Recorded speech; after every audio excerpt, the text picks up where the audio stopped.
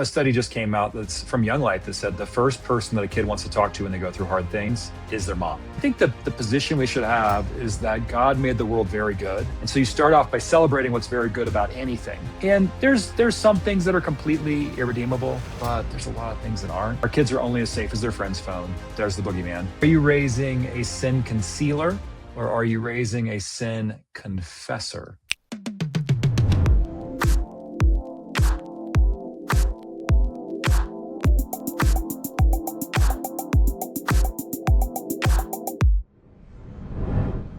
Hello and welcome to the Momentum Ministry Partners podcast. My name is Eric and I'm the host for today's conversation. As always, we are glad that you're here. We are excited about today's conversation and the impact that this conversation can have for you as parents. So if you are a parent, you're in the right place. If you are not a parent, we ask that you would pass this episode along to someone who is. We have with us today David Eaton, who is the founder and CEO of Access Ministries. David, welcome. Good to be here. How long have you been on staff with Access, or how long has Access been around? I realize you're co-founder, and so you've had a hand in this for quite a while. I founded it 18 years ago. Let's I'll go. say for all you parents and youth pastors out there, like the one thing this is based on. Of course, it's named Access because we want Jesus at the center of your family's access. But I always want to say this at the very beginning so you know whether or not you want to stay on for the rest of the podcast, is that Access is all about a story between a dad and his daughter. And the daughter said to the dad, she says, the daughter said, I've only had one real conversation with my dad. And when we heard that, we're like, oh no, this is not good. But then his daughter, this dad is a pastor. This dad is a Christian university president for 2 decades. And her dad was also on the Access board. But then his daughter paused and she said it again. She said, I've only had one real conversation with my dad, and we've never stopped having that one conversation. Mm-hmm. So as we talk about Access being around for 18 years and some of the backstory with it, what I want everyone listening to this to know is that if you are a parent, you're the most influential person in your kid's life, period. Followed up next by grandparents. And then, of course, youth workers. You're amazing as well. You're a part of a family's team with their kid. Mm-hmm. And so, yeah, Eric, it's been an honor to work alongside you. And really, our heart is to help more conversations, really one conversations that last a lifetime to happen between parents and their kids. Yeah. Yeah, well, thank you for what you do and the resources that you guys create. Access.org is the website, so please go check that out. We'll link to it in the show notes.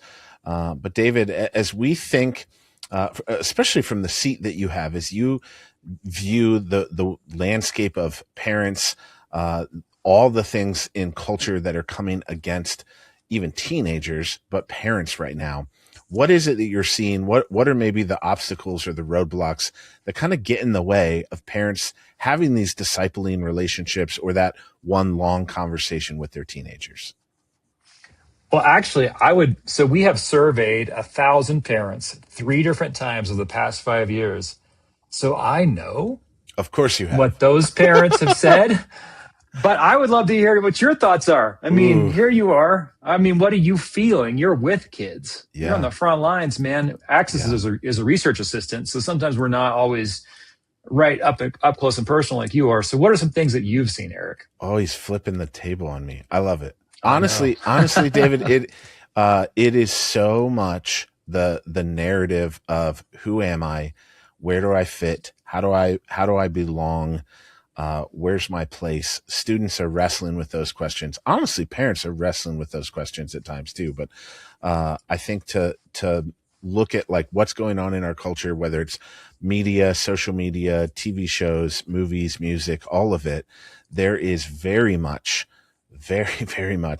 a full-on ambush from the enemy to tell us that we don't matter, that we're lonely, that we don't have gifts or abilities, that God can't use us or love us. And so I think that narrative that comes up against us is a big deal. And a lot of times that happens through things like the internet, social media, comparison. We play that comparison game. Yeah. Speaking of full on ambush, I'm actually going to ask you 2 questions after this. So just know. Now, I'm not making myself equivalent with Satan like you just did, but it's not adversarial. I'm not your adversary. I'm for There you, you but go. I know. I've got a riddle for you and a parable for you. Oh, let's But go. yeah, I love how you went beneath the surface on that, Eric. You went to belonging, purpose, identity. Who Yeah. am I? Where do I fit? With our experience, what parents are feeling at the topsoil that would lead underneath the surface is they answered back 5 things that they don't know how to talk with their kid about. Mm. And so that would be culture, social media, screen time, mental health, sexuality, and gender. Yeah. And it feels like, on some level, those are all like just different layers. They're different layers. And for us, like a tour of that is culture would be, it'd be the new slang. Mm-hmm. It'd be new emojis. It's about how the slang is interpreted, it's how the emojis are interpreted. And then, if you think about, one of the biggest challenges is just sort of try to remember what it felt like when you were a kid.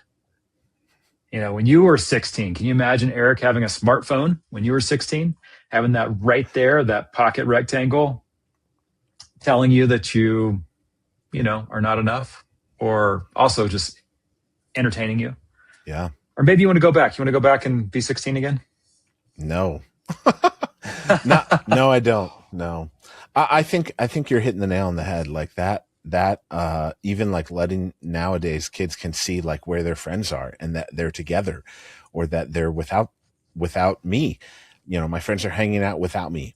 And so that the fear of missing out, like those things are very real. And then it causes that. This is where the enemy, I think, causes major lies and doubts and fears in our minds about, man, I thought these were my friends. And you can start playing this game where you spiral and start to ask yourself all these other questions. And so then parents, and I think how do they step into that? Well, yeah, for a parent, it's one of those things you have to remind yourself something that doesn't feel true. And there's times where you just do the work and you realize that you're going through a phase right now where maybe your kid is pushing you away, but deep down, they desire your blessing. And, a study just came out that's from Young Life that said the first person that a kid wants to talk to when they go through hard things is their mom. And then the second person, I believe, is a friend. And the third person is their dad. So it's like right there when you're going through a hard thing, it's like moms and dads are there. So when it comes to culture, or when it comes to emojis, Access is your research assistant. And so access.org, all of our resources are free. We have a parent's guide to teen slang that's hilarious. Parent's guide to teen emoji, also hilarious, a little bit scary, but it'll say, hey, never send the cherry emoji or the eggplant emoji, or this smiley face that you think is something that's, harmless, is actually used in the opposite fashion for the kids as something that's really sarcastic. And then also to know, like, everyone's making culture right now because that's how God made us. Right. God made us to create culture. And so everyone, when they're living their best life, is a culture maker. And that means when we might have been more tribal, or we might have been more national, or more about the cities, now it's a global phenomenon where you can tie into K-pop. And actually on Spotify, they were just like foisting a video of some girl K-pop band. And I was like, wow, never watched a concert like this before. And so there's a global aspect to it. And I think as Christians, it's really easy to be like, oh, that's, these different things are bad, or there's different things are scary. I think the position we should have is that God made the world very good. And so you start off by celebrating what's very good about anything. Yeah. And there's some things that are completely irredeemable, but there's a lot of things that aren't. Then you move into a position of like, okay, this is how it's upside down. This is how it's a little rotten or corrupted in this area. And then say, how can we redeem it as a family? So yeah, I think the social media, there's always going to be some new app or new dance, et cetera. And I think AI is bringing interesting conversations into this. I mean, again, usually what happens as soon as a new technology comes out is that we create content surrounding the Bible and pornography in it. And that just shows you how human nature works. With screen time, okay, actually, you get a double riddle today. So, Okay. Eric, when should a parent get their kid a smartphone? Ooh. I just shut it on you too, so sorry about Yeah, that. no, that's amazing. I honestly, I would say when they're ready, like when they've earned trust and, uh, momentum. We say a lot that getting a smartphone is a lot like having back when I was 16, getting my driver's license, and a cell phone nowadays probably costs about as much as my first car, but Yeah. I think What was your first car? What was your first car? a Ford Festiva, a little teeny hatchback. Yeah, I don't even What think they color? make them anymore. White. It was white. Yeah. Okay. We would take it off roading because it was so lightweight. You could me and you could pick it up, the front of it. We could pick it up and turn around. Yeah. So I would say when they're ready, right? When they've earned trust, when they've passed the checks and balances that parents have put in place, which unfortunately a lot of parents don't put those things in place. Well, there's good reason for it because it's like a part-time job to learn all that stuff. And it's Mm, also like, well, my kid needs it, or I'll just give them an old phone, or their coach says they have to have this social media app to communicate with, or all these school shootings. I just want to know where my kid is all the time, or, you know, yep. or they're just begging you for it. And you're just like, will you give me a break? I think that, you know, the question of when should I get my kid a smartphone is answered, like you said. It's not more about when, it's about how should I give my kid a smartphone. Mm, And then the thing that's challenging with this, and by the way, I will talk about different resources Axis has that are all free as somebody's listening to this, because it's easy just to hear these things and just feel, anger mm, or fear. yeah. And my goal is for you to feel confidence. Mm, My goal is for you to feel like, all right, I got this. I got to put the reps in. But you know what? I love this kid so much. And I'm willing to slow play some of these things, or I'm willing to apologize, or I'm willing to go back. And so the problem with the phone thing is like it assumes two things that are false. It assumes that our kids don't already have access to a phone. Our kids are only as safe as their friend's phone. mm, There's the boogeyman. And yep. then the second thing is that we think that we have to give them 100% of a phone. Mm, And we don't. There's a lot of kind of little kid phones, which is an insult, but like a first phone is probably the best way to say it. And if your kid's 14, you can't get them a first phone yeah. because that'll be a little bit of an insult. But yeah, so Access, we have something called the Everything Smartphone Guide on our website. You can actually just Google Everything Smartphone Access. Mm, And on that, there are 8 key conversations a parent could have with their kid. And what's interesting about a phone, or really any technology, is that if you're in a different generation, which by definition you are as a parent, you're going to have a different perspective on these different things. So the most important thing mm, is to write down what you believe about something. mm, So for us, the 8 different conversations, 4 of them, actually, I'll grab this right now. I have it in my office. You can print it off from our website or go grab it. Is non-negotiables, money, location, and time, which are all 4 of those things. Those are analog. yeah. You know what I mean? You don't have to know anything about technology to say who pays for it or Mm, who can have it, if you have it in the bedroom or the bathroom or at church or at school, or how much time you get on it. Then the other 4 are not analog. They're right. digital. It's internet, app store, texting, and social media. All, and now AI would be the other one. They all have their own rules of engagement. Yeah. But yeah, when it comes to like, and let's say like we talked about mental health, you can self-diagnose. Actually, you have access to a therapist via Chat GPT anytime you want. So some of these things are good, Mm, and some of these things still need the wisdom of a parent. So we need the wonder of our kids, but they need our wisdom. So this brings me up to my riddle and then a parable for you. You ready for this, Eric?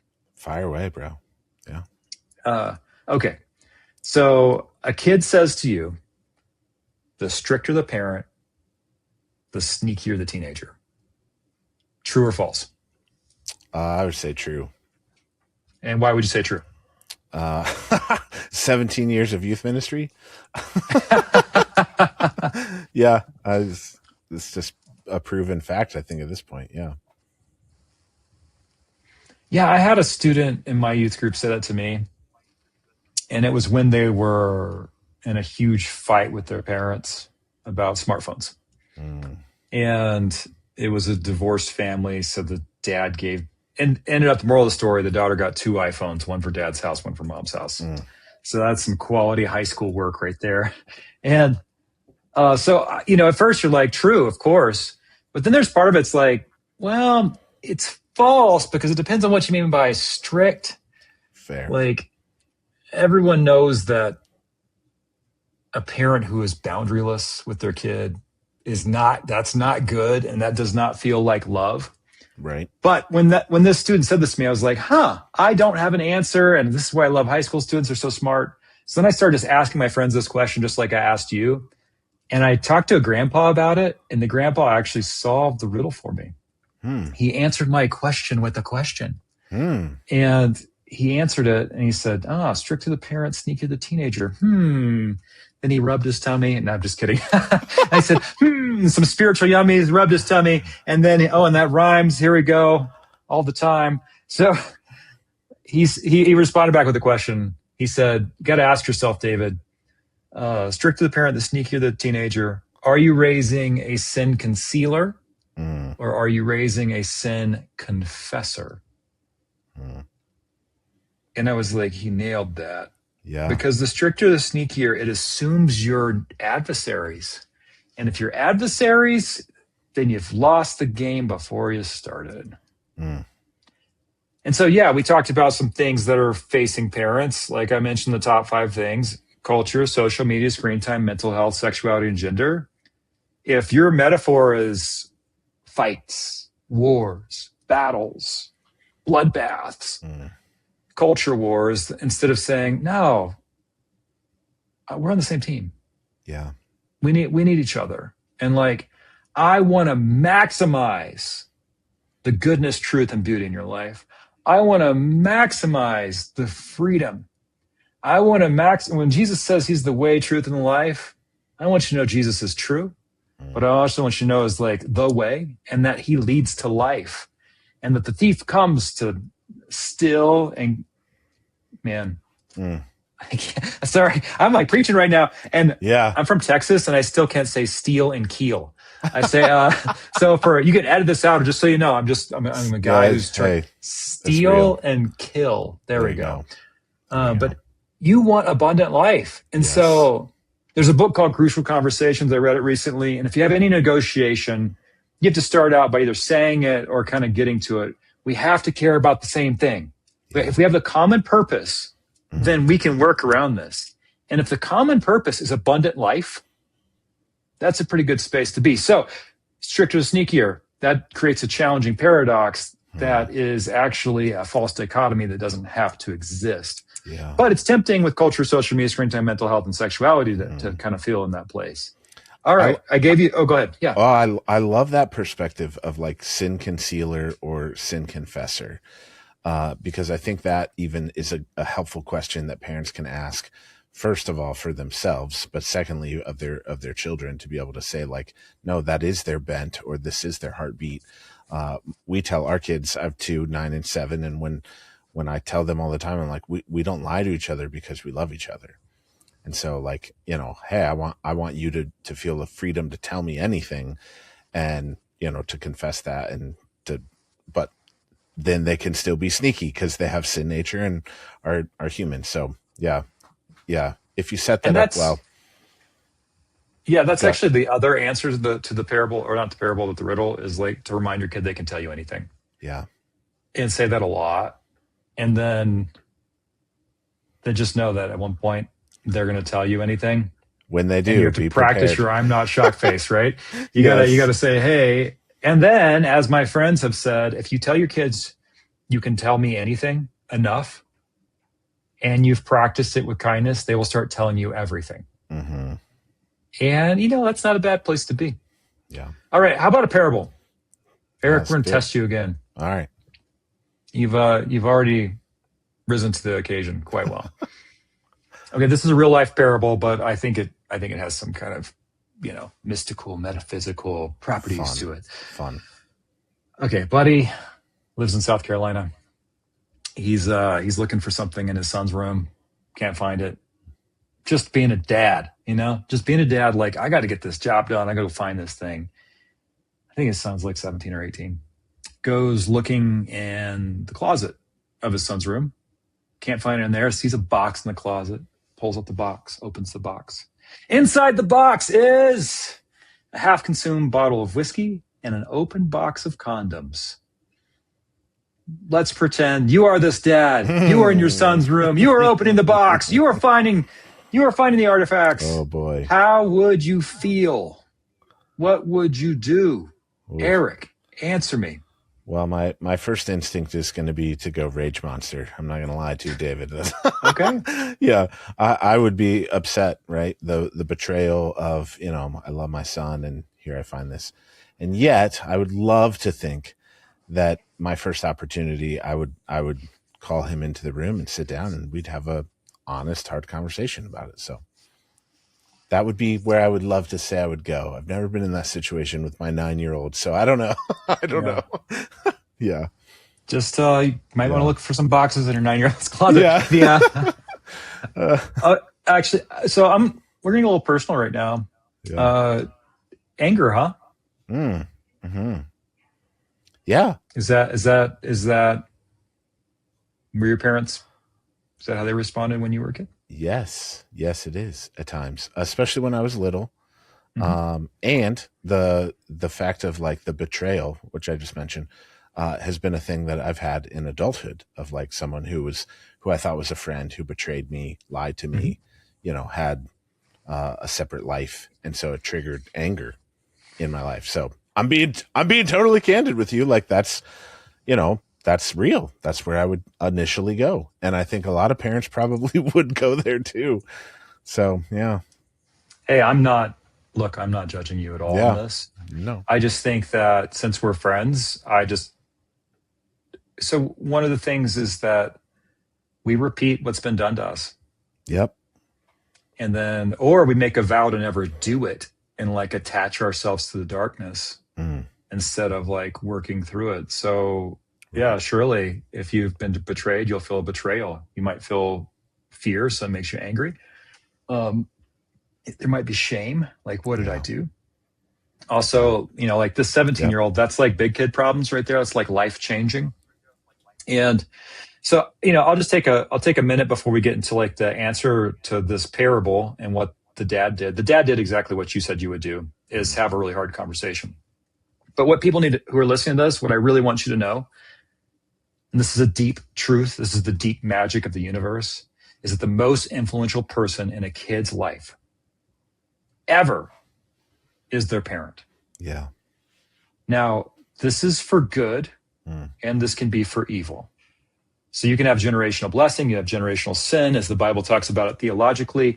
Theologically, Deuteronomy 6 says, hey, talk to your kids about this stuff all the time, about God and how much you love them. But sociologically, Notre Dame, University of Southern California, and Harvard have all come up with giant studies that say the most influential person in a kid's life is their parent. The most influential parent is someone who is warm. So the Bible would say exasperation, so the opposite of exasperation. So warmth with boundaries, and then those who have conversations with their kids. And then finally, to go to psychology on this, you look at Dan Siegel and also Kurt Thompson. So one's a PhD, one's an MD. And the number one they say is like how you have understood your story as a child is the best gift you can give your kid. So you have to walk and work through that. Actually, Eric, we're doing something pretty cool at Axis where we're bringing Adam Young in to help us understand that. Love to have you hop on a plane and join us. Yeah. For the staff. So okay. So all those things. So when you open the box and you see these things, you're actually opening the box to your own soul of how you were raised, how you were treated, how your parents were there or weren't there, how they abandoned you, or how they like entered in that space with kindness. Ooh, it's a lot. And, and of course they're opening their own boxes all the time. So let's go back to this dad. He puts the artifacts on the kids on the table. The kid comes home from school. The kid's, freaks out. But at the same time, he's like, I felt trapped and I didn't know what would happen. And I couldn't tell you. And I was ashamed. Now, here's where it comes to the parable part. When we think about ourselves or our kids, there are a lot of boxes out there. There are boxes in her pocket with smartphones. There are I mean, as I've told this to parents and asked this question because it's been an interesting one, they talked about their kid's glove compartment. They've talked about the trunk of the car. They've Yeah. talked about a plumber who goes and fixes the sink and finds something behind the sink. Had a dad tell me he's like found his kid was smoking weed out of a kazoo. And he's like, what? I had some young life leaders talk about Mm.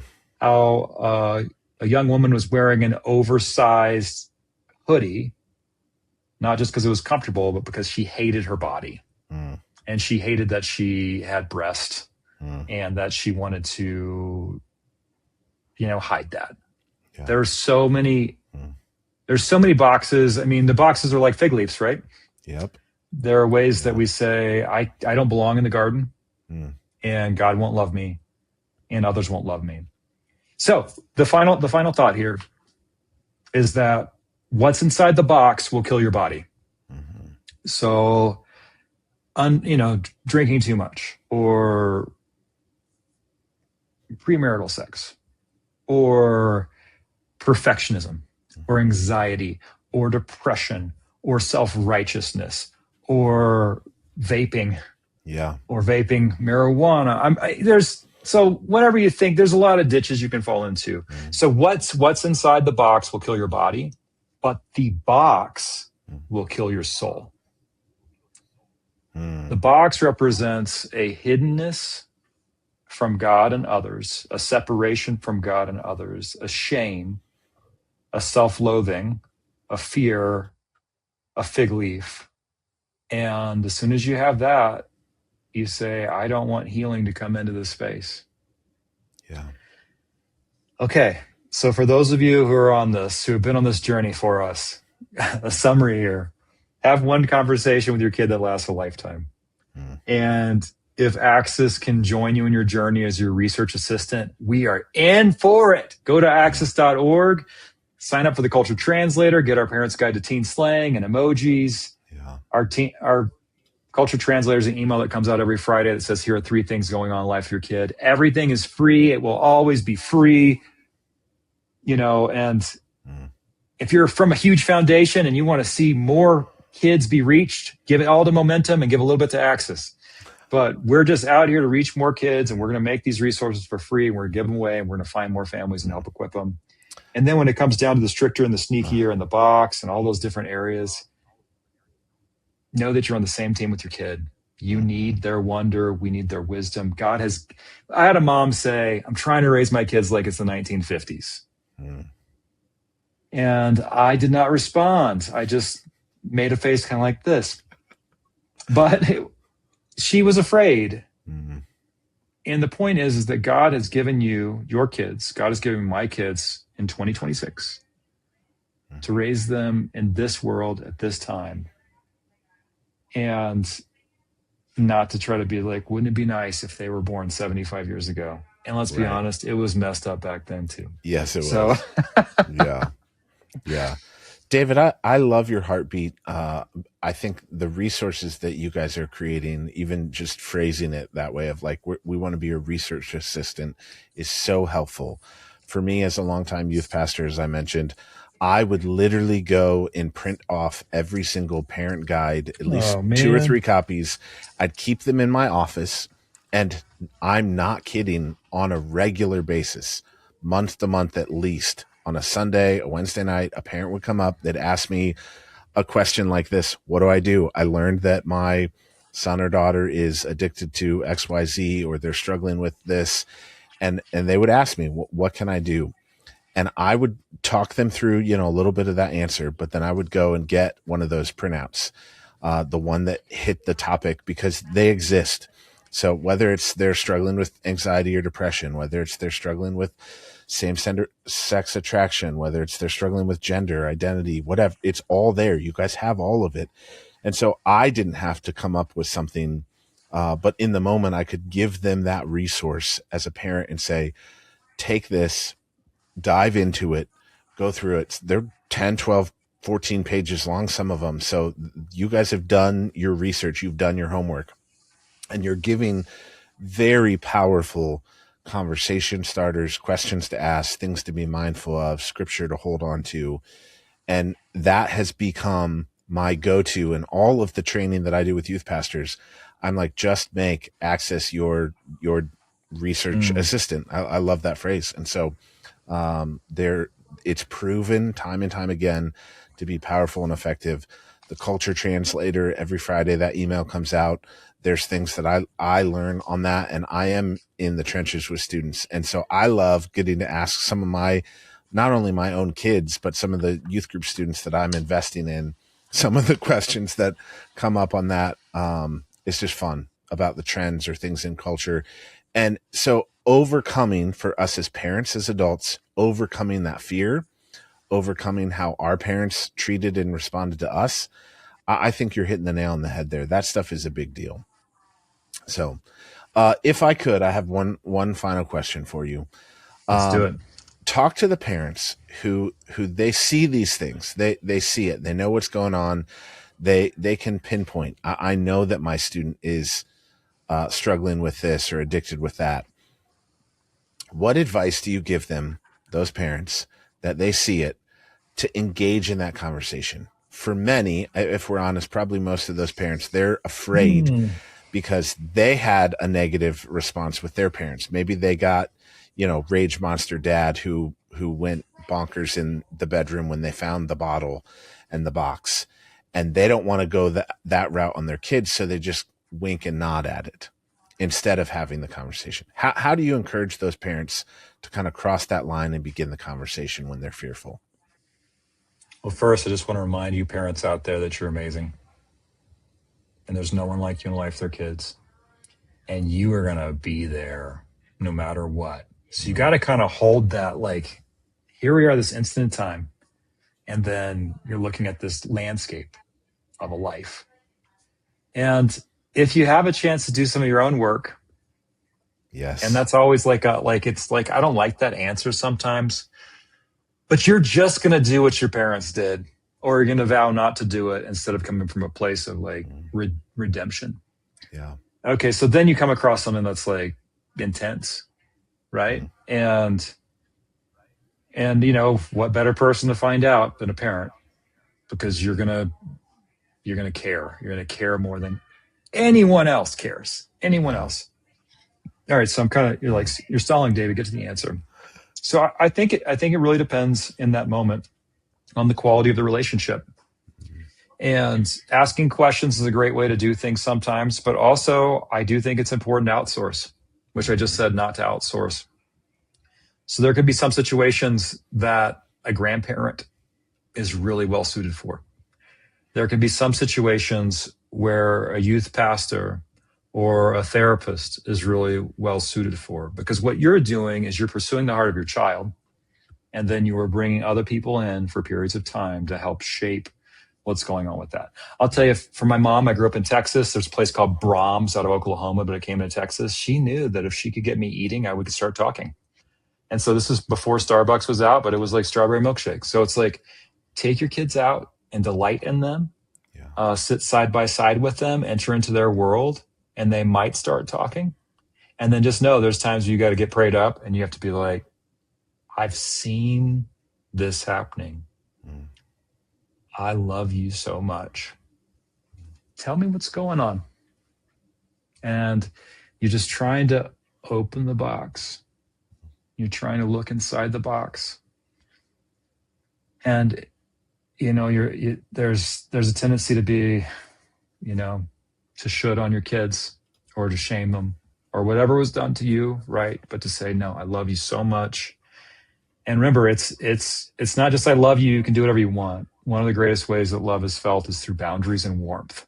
Mm-hmm. So warmth is a sociological term, actually, but it's this, you're entering into it with this compassionate care, this gentleness, but also saying, just because it doesn't hurt anyone else doesn't mean you can't hurt yourself. Yep. Just because you're in the situation, I want abundant life. And so I think that's hard, because a lot of times Jesus is the truth. And maybe if you're raised in a Christian household, you're like, pretty cool guy, does pretty cool stuff, but is he life? And that's what you're trying to show to your kids. Yeah. And so sometimes they need a model to see that.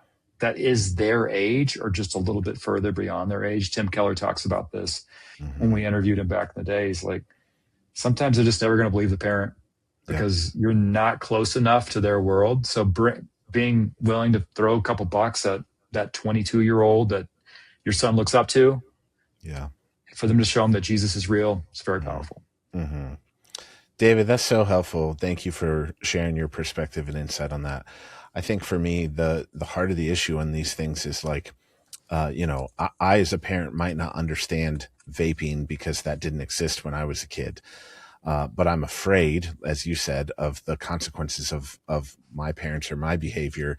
And I don't want to do that to my kids. And so even understanding like, okay, then what was transfer the principle? What was the heart of the issue behind my addiction? And what's the heart of the issue behind their addiction? What's the heart of the issue behind the thing that I'm trying to hide versus what was the heart of the issue behind the thing that they're trying to hide? What's their fear in that? And so for parents, you might not be able to actually relate to something, but think about the common denominator. What's the emotion that you can tie to it, and then enter in there from that standpoint. Hey, I hear you feel lonely.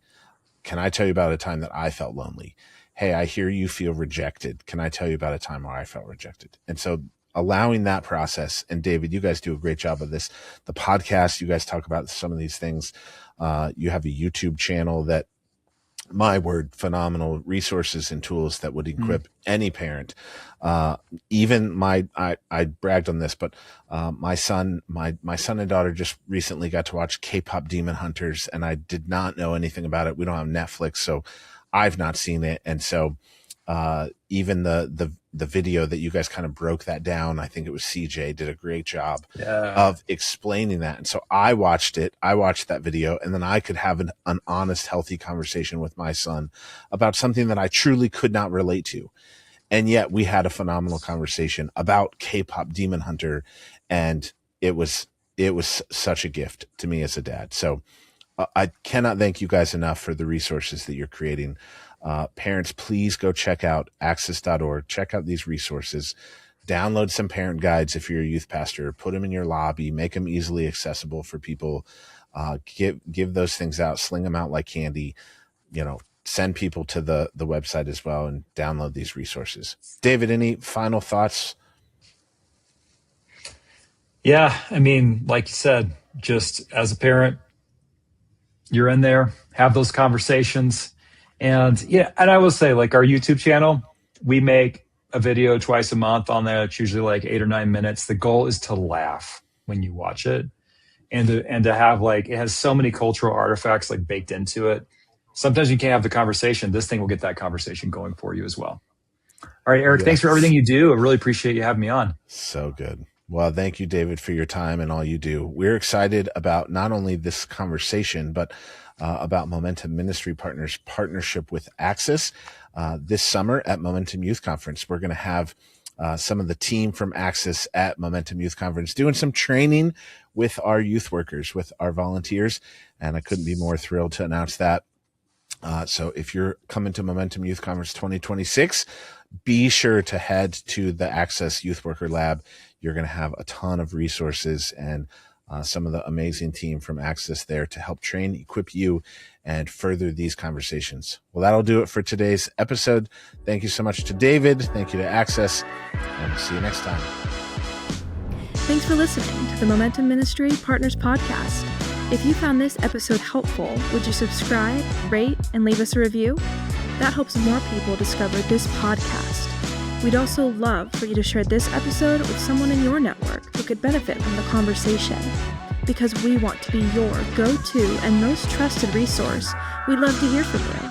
If you have a question or a topic you'd like us to cover in a future episode, send us an email to info@buildmomentum.org. Or you can send us a DM on any of our social media platforms.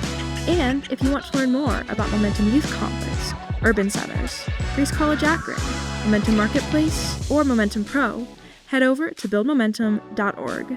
Thanks again for joining us, and we'll see you next time.